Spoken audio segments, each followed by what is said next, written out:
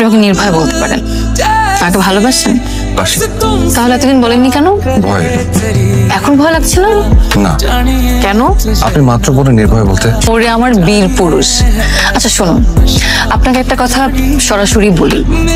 আপনাকে যেদিন আমি প্রথম দেখেছি ওদিন আমার ভালো লেগেছে। এরপর আমি আপনাকে 6 মাস পর্যবেক্ষণ করেছি। তারপর আমি সিদ্ধান্ত নিয়েছি আমি আপনাকে ছাড়বো না। ছাড়বেন মানে? মানে আমার এই জীবনে আপনাকে লাগবে। আমাকে লাগবে মানে?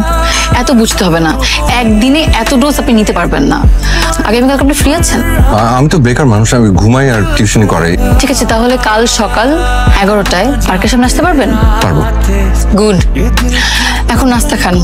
বাসায় দুটো সুন্দরী মেয়ে একা, এমন ফাঁকা বাসায় কোনো পুরুষ মানুষের থাকা ঠিক না।